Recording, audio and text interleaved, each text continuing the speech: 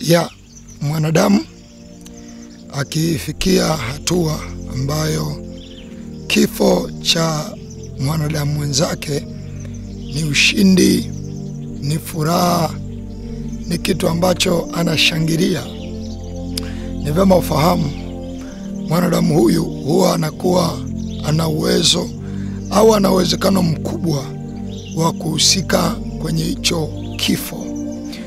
Katika majeshi na katika mapambano ya kijeshi, mara nyingi wanajeshi kumuua mwanajeshi wa jeshi la adui kwake inakuwa ni ushindi, na wanajeshi hawa ambao wanakuwa wanapigana na adui huwa wanashangilia maadui wakiinua mikono, wakifa wengi, na ikitokea wameinua mikono sio wamesema wamesalenda, kwao unakuwa ni ushindi. Sasa wakati mwingine pia vita za aina hiyo zinaweza zikaweko hata kwenye jamii zetu, ambazo si moja kwa moja mtu anakuwa tuseme labda anapigana vita na watu, ila watu wanamchukulia anapigana vita, anapambana. Kuna watu anapambana nao. Kwa nini naongea haya? Ni kwamba kuna hii comment ya mtu ambaye anajiita kada wa CCM. Nimeiongelea na wengi wamekuja na kusema hapana, huyo mtu hajahusika kwenye kifo, huyo mtu amefurahia tu, Justin amefurahia kifo cha Sifa, amefurahia vile ambavyo amekatwa mdomo. Yeye hajasema kwamba yeye ndo mkataji mdomo, yeye amesema tu mdomo ulikuwa mrefu, sasa hivi umekatwa, kwa hiyo akaliwe na funza na bado mmoja, ila hajasema yeye ni mhusika. Kwanza nataka niichambue hii comment kwa undani tena. Moja, ukisema mdomo ulikuwa mrefu sasa umekatwa, maana yake kwanza wewe unafurahia hicho kitendo, lakini pili inawezekana wewe ni mhusika wa kukata midomo au unawafahamu wanaokata hiyo midomo, kwa sababu pia eneo la pili ni kwamba umesema bado mmoja. Ukisema bado mmoja, manake wewe unajua wanaokata midomo, wana mpango wa kuwakata midomo nani na nani, wana mpango wa kuwamaliza au kuwaua nani na nani, na wewe unawafahamu. Ndio maana unasema bado mmoja, manake wewe unajua tena kwa idadi, inawezekana unajua hadi jina, unajua hadi mtaa naokaa huyo mmoja. Sasa niseme hivi, kama tungekuwa ni watu wa kuchukua hatua, watu wa aina hii ndio tungechukulia hatua mwanzo, kwa sababu huyu aliyejiandika jina kwa ni kada wa CCM, naamini Tanpol Police Tanzania wangetaka kumfuatilia huyu na kumfahamu. Kwenye comment leo comment wangemfahamu ni nani, ila kwa sababu sa comment leo comment inamuhusu mtu ambaye ni kama alikuwa anatetea watu wanaonewa, anatetea watu wanaolia. Kwa hiyo inawezekana pia hata kwa mamlaka mbalimbali za kishetani hakuna madhara yoyote, ila niongeacho nini ni kwamba ukimwona mwanadamu anafurahia kifo cha mwanadamu mwenzake kwenye mazingira kama tulionayo, ni kwamba Sifa ni Mtanzania mwenzetu, alikuwa ni mzalendo, kwa ni mtu ambaye alipigania sana nchi yake. Hayakuwa ni mazingira ya kumuona kama ni mtu fulani mbaya ambaye alikuwa sio anaharibu madili yako, na ni kama mtu fulani ambaye hakufaa kuishi, kitu ambacho kinakuwa kinaonyesha wazi kwamba mtu anaweza kawa anafurahia kifo cha mtu mwema. Hii inawezekana ana uhusiano mkubwa na watu wanaowaondosha watu wema, ana network zao, anajua mbinu wanazotumia, na mtu kama huyo inawezekana angekamatwa, inawezekana angetoa maelezo zaidi juu ya nini huwa kinafanyika na nani wanafanya. Lakini kwa kuwa nchi zetu zenyewe ukionekana wewe ni mtu mwema, basi naweza likakupata lolote, na wote wanaojaribu kuongea kama jamani, mbona ni kama huyu amehusika, bado na wenyewe wanaweza kuchukulia watu wao wenyewe kusema hamna, wewe unafarakanisha, unatangaza taarifa, wanasema unatangaza taarifa za uchochezi. Wanasema sasa mimi nimechochea nini? Huyu aliyeandika kwamba mdomo ulikuwa mrefu akaliwe na funza, na anasema bado mmoja. Huyu ndo anayechochea vurugu, huyu ndo anayeharibu amani ya nchi, kwa sababu huyu anaonyesha kwamba kuna mtu, yani huyu ndo anatishia usalama wa mtu. Anasema bado mmoja, manake wewe una uhusiano na wakataji midomo, unawajua na wewe unafahamu huyo mmoja unayesema bado.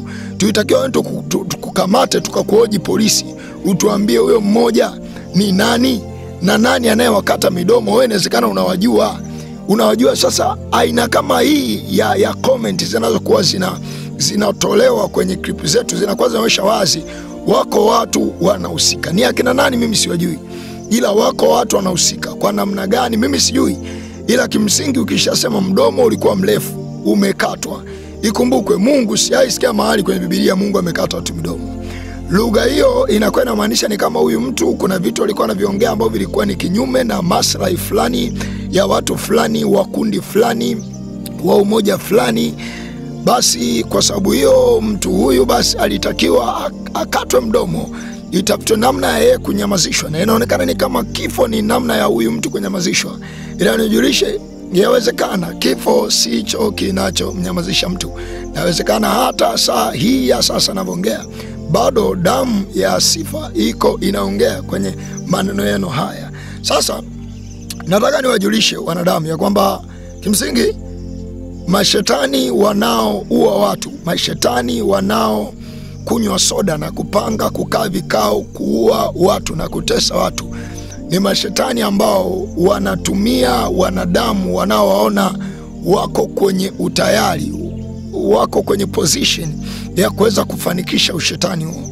Yani iko hivi, hata nyakati za Biblia haikuwa anachukuliwa askari yeyote kwenda kuua, kwenda kumpiga Yesu. Hapana, alikuwa anaangaliwa mtu mwenye utayari. Ndio maana ukisoma katika Matendo ya Mitume utasikia Sauli alifurahia kufa kwa Yesu, na ndicho ambacho nakizungumzia hapa, kwamba ukishamwona mwanadamu anafurahia kifo cha mwanadamu mwenzake, basi jue huyo ameshageuka kuwa mnyama. Yani ametoka kwenye roho ya ubinadamu, amevaa roho ya unyama, amevaa roho ambayo katika mazingira yoyote, saa yoyote, tegemea mtu huyu anaweza akahusika kwenye jambo gumu sana. Kwa sababu mwanadamu, ukiwa na binadamu mwenzako halafu kamkuta binadamu mwenzako analia, anaumia, sio wa dini yako, ndio sio wa kabila lako, sio wa chama chako, ila unamkuta analia, anaumia, na wewe unafurahia kule kuumia kwake, jua umeshaingiliwa na roho ya unyama ambayo inaweza kufanya uwe karibu sana hata na kumuua huyu mtu. Kwa sababu ukifurahia baya nalompata mtu, ni karibu sana na kumdhuru ule mtu, kwa sababu wesi mabaya akimpata wewe ndio unafurahi, kwa hata kumdhuru kwako wewe haina shida. Anyway, naongea jambo gani hapo? Kwamba wanadamu hao wanaofurahia mabaya kwa asilimia kubwa wanakuwa na wao wenyewe wanahusika, kwa sababu tayari wamevaa roho ya unyama. Na hata kwa mfano ukizungumzia askari, si askari wote wana roho mbaya kweli. Kuna aina ya askari ambao wao ndo wanakuwa wanasema hamna. Unajua hawa wanajikuta midomo mirefu. Sikia nikusomee kwa mfano katika Mathayo mtakatifu hapa. Katika Mathayo mtakatifu 27 mstari wa 62. Hata siku ya pili ndio iliyo baada ya maandalio, wakuu wa makuhani na Mafarisayo wakamkusanyikia Pilato, wakasema, Bwana, tumekumbuka kwamba yule mjanja alisema alipokuwa akali hai, baada ya siku 3 nitafufuka. Basi amuru kwamba kaburi lilindwe salama hata siku ya 3. Maana hapa kulitakiwa askari maalum wa kuifanya kazi hata siku ya 3, wasije wanafunzi wake wakamuiba na kuambia watu wamefufuka katika wafu, na udanganyifu wa mwisho utapita ule wa kwanza. Pilato akawaambia, mna askari, nendeni mkalilinde salama kadri mjuavyo. Sasa baada ya hapa ni kwamba Yesu alifufuka, siku ya 3 alifufuka. Kumbuka kuna askari walipewa kazi ya kwenda kulilinda kaburi. Mstari wa 11:28-11, na wale walipokuwa wakienda, tazama, baadhi ya askari waliingia mjini, wakawapasha wakuu wa makuhani habari za mambo yote yaliyotendeka. Wakakusanyika pamoja na wazee, wakafanya shauri, wakawapa askari fedha nyingi, wakisema, semeni ya kwamba wanafunzi wake walikuja usiku wakamwiba sisi tulipokuwa tumelala. Neno hili likisikilikana kwa liwali, sisi tutasema naye, nanyi tutaondolea wasiwasi. Sasa iko hivi, ni kwamba askari hapa walipewa fedha. Ukumbuke askari walipewa hela kwanza wakalinde kaburi. 2, askari walishuhudia kufufuka kwake, na hadi malaika wa Bwana ambaye walinzi watetemeka. 28 mstari anasema, na kwa kumwogopa wale walinzi wakatetemeka, wakawa kama wafu, yani wakajificha hivi kana kwamba wamekufa, walinzi wa kaburi. Ila baada ya kufufuka, wale walinzi wale wakaenda kuwafuata wakuu makuhani, wakawaelezea kilichoendelea, ila wakapewa fedha. Kuna fedha wakapewa ili wafanikishe mpango wa kutangaza yule mjanja alikuwa mwizi tu na vitu kama hivyo. Mwisho yote mpango na harakati waliokuwa nayo ili fanikiwa, kwa sababu mwisho nia yao ilikuwa tu ni kutangaza kwamba wala kuwa ni mtu wa ajabu na vitu kama hivyo. Sasa niongeacho ni kwamba katika mazingira yote ni vyema ufahamu kwa nini hawa walikuwa tayari kupokea fedha ili kutangaza hiki kilichoendelea kwa Yesu, kubatilisha kile kilichoendelea. Ni ili mtu huyu aonekane ni mbaya, ni muuni tu, ni mjanja tu fulani, hakuwa na jambo lolote. Ndivyo ilivyo leo hii. Anaweza akaweko mtu kama Sifa ambaye alikuwa anatangaza wema, ubinadamu, lakini leo hii mtu kama Sifa anaonekana ni mbaya, kwamba kamdomo kamekatwa, kwa sababu kuna watu kwa namna moja au nyingine wanaweza wakawa wana maslahi fulani, na vile ambavyo vilikuwa vikipingwa ama vikizungumziwa na Sifa, na kwa sababu hiyo wao kwao wanahesabu kama ni ushindi. Lakini mwisho yote ni kwamba hii ni sauti ya mtoto wa mtu aliye kutoka gerezani. Nijuacho na nilichosema ni kwamba hata wewe pia uliandika komenti hii utaliwa na funza. Sina ugomvi wala hasira na mwanadamu yote, lakini nipo kuambia wanadamu ya kwamba kila kazi na kila maisha ambayo umeishi utapokea malipo yake. Sauti ya mtoto wa mtu aliye kutoka gerezani akisema, itengenezeni njia ya Bwana, nyosheni mapito yake. Heri kila mtu atakayefungwa, atakayeteswa, na atakuwa katika Bwana tangu sasa, maana Bwana mhukumu wake ukaribu kuja. Na hii ndio maana ile neno Maranatha.